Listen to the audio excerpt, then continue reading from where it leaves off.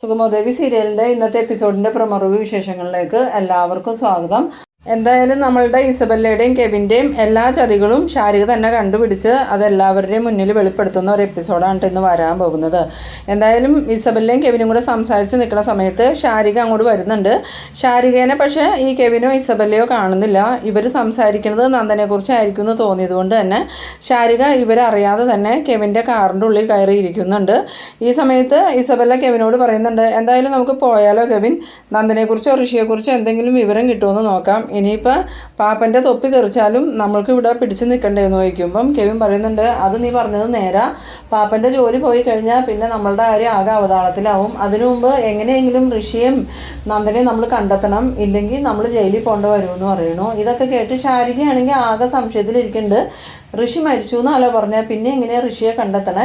ഇനിയിപ്പോൾ ഋഷിയുടെ ബോഡി കണ്ടെത്തുന്ന കാര്യമാണ് ഇവർ പറയണത്. അങ്ങനെയാണെങ്കിൽ നന്ദേട്ടനോട് ചോദിച്ചാൽ ഇവർക്ക് അറിയാലോ ബോഡി എവിടെയാണ്.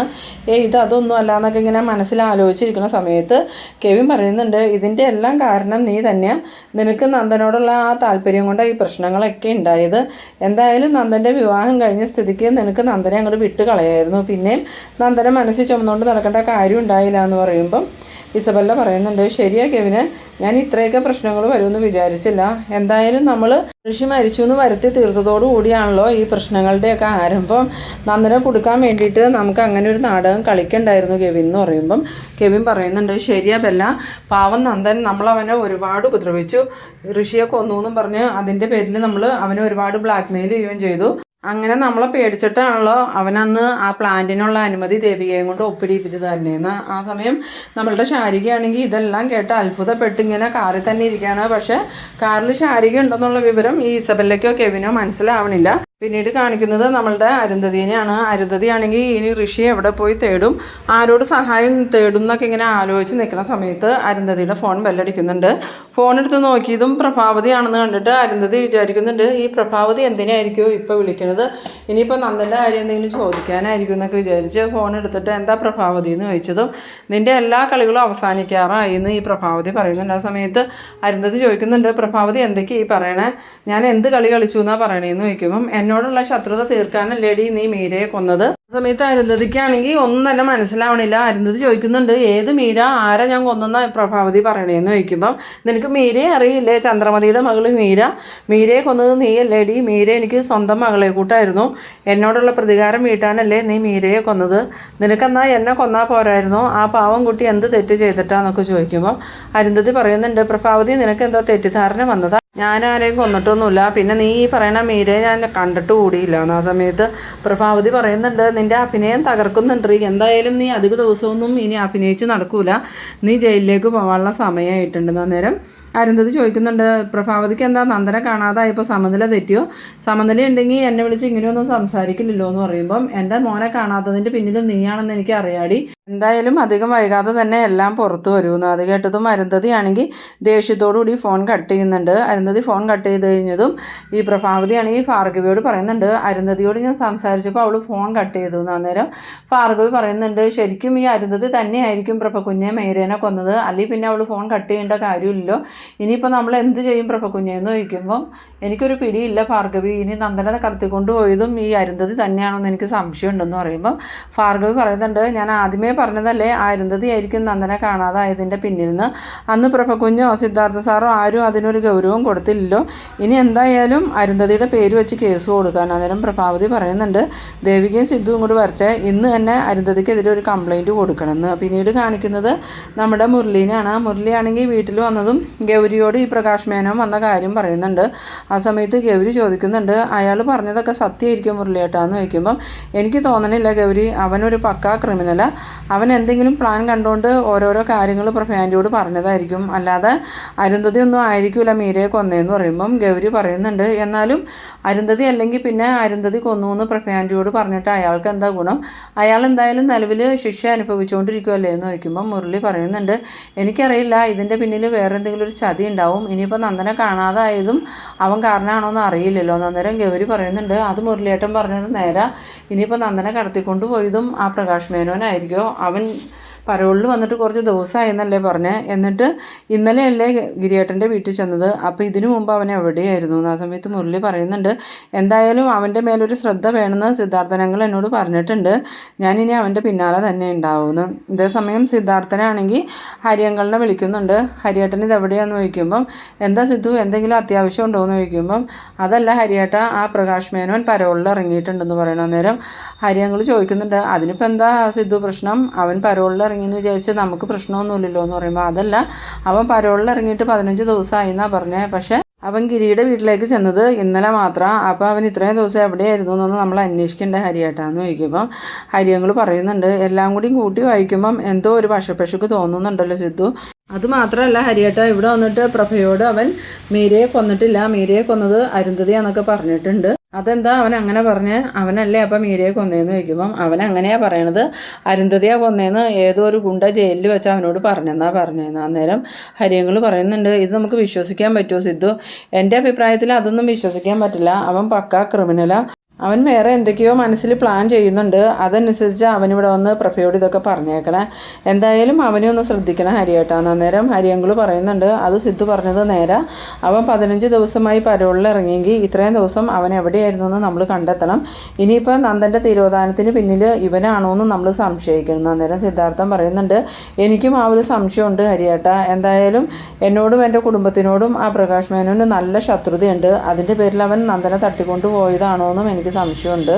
പിന്നീട് കാണിക്കുന്നത് നമ്മളുടെ അരുന്ധതിനെ കാണാനായിട്ട് CP വന്നേക്കാണ്.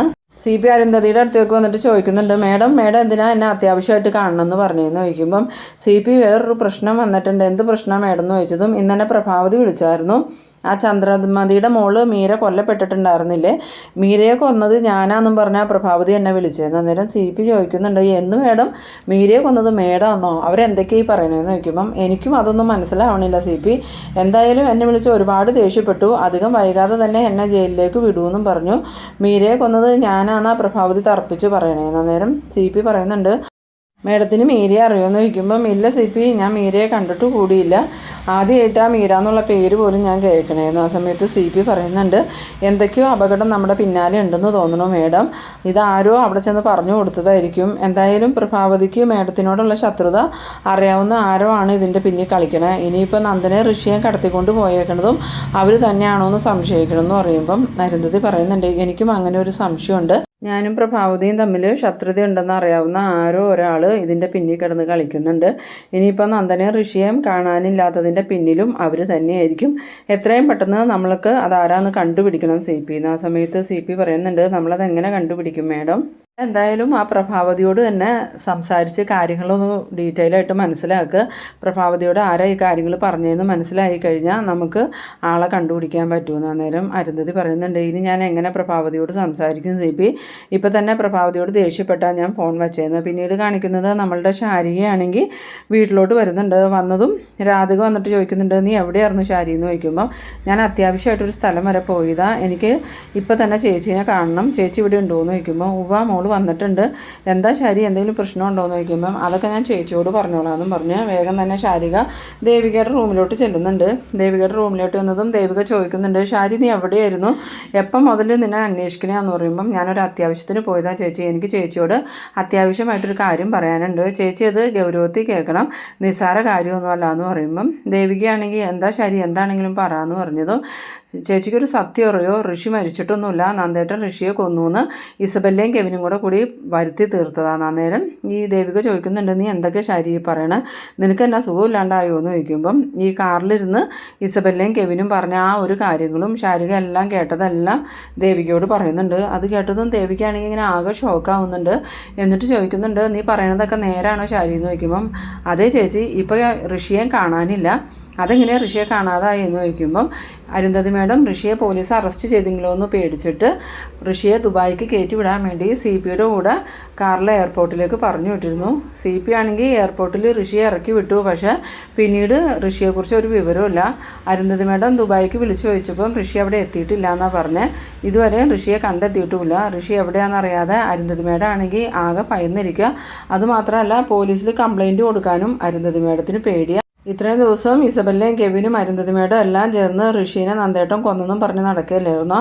അവരിവിടെ വന്ന് ബഹളം ഉണ്ടാക്കിയ സമയത്തൊക്കെയും ഋഷി അവരുടെ വീട്ടിൽ തന്നെ ഉണ്ടായിരുന്നു. അത് കേട്ടതും ദേവികയാണെങ്കിൽ ഭയങ്കര പേടിയോടുകൂടി പറയുന്നുണ്ട്, എന്തൊക്കെയാണ് ശാരി നീ പറയണത്, ഇതൊന്നും എനിക്ക് വിശ്വസിക്കാൻ പറ്റണില്ലല്ലോ എന്ന് പറയുമ്പം ശാരിക പറയുന്നുണ്ട്, വിശ്വസിച്ചേ പറ്റൂ ചേച്ചി, ഞാൻ പറയണതെല്ലാം സത്യം, അല്ലെങ്കിൽ ചേച്ചി ഒന്ന് അരുന്ധതി മേഡത്തെ വിളിച്ച് സംസാരിച്ച് നോക്കുന്നു. ആ സമയത്ത് ദേവിക പറയുന്നുണ്ട്, ഇല്ല അരുന്ധതി മേഡത്തെ വിളിച്ചാൽ ശരിയാവില്ല, ഞാനിപ്പോൾ തന്നെ ഈ വിവരം ഹരിയങ്കളിനെ വിളിച്ച് അറിയിക്കട്ടെ എന്ന്. അങ്ങനെ ദേവിക ഫോണെടുത്ത് ഹരിയങ്കളിന് വിളിക്കുന്നുണ്ട്. ഹരിയങ്കൾ ഫോൺ എടുത്തതും എന്താ മോളെ എന്ന് ചോദിക്കുമ്പോൾ, എനിക്ക് ഹരിയങ്കളിനെ അത്യാവശ്യമായിട്ട് ഒന്ന് കാണണം, മോളിപ്പോൾ എവിടെയാണെന്ന് ചോദിക്കുമ്പോൾ, ഞാൻ എൻ്റെ വീട്ടിലാണ്, ഇപ്പം തന്നെ ഞാൻ ചന്ദ്രോത്തേക്ക് വരാം, ഹരിയങ്കൾ അങ്ങോട്ട് വരണം, അച്ഛൻ്റെ അമ്മയുടെയും മുന്നിൽ വെച്ച് എനിക്കൊരു കാര്യം ഹരിയങ്കളിനോട് പറയാനുണ്ടെന്ന്. ആ സമയത്ത് ഹരിയങ്കൾ ചോദിക്കുന്നുണ്ട്, എന്ത് കാര്യം മോളേന്ന് ചോദിക്കുമ്പോൾ, ഹരിയങ്കൾ വാ, എന്നിട്ട് നമുക്ക് വിശദമായിട്ട് സംസാരിക്കാമെന്ന്. അങ്ങനെ ദേവിക ഫോൺ വെച്ചതും ശാരിക പറയുന്നുണ്ട്, ചേച്ചി നന്ദേട്ടനെ എത്രയും പെട്ടെന്ന് കണ്ടെത്തണം, ഇതിപ്പോൾ ഋഷിയെ കൊന്നു എന്നും പറഞ്ഞാലേ നന്ദേട്ടന് പേടി മൊത്തം, നന്ദേട്ടൻ ഋഷിയെ കൊന്നിട്ടൊന്നുമില്ല, അതാ കെവിനും ഇസബെല്ലയും ചേർന്ന് നന്ദേട്ടനെ ചതിച്ചതാണ്. അന്നേരം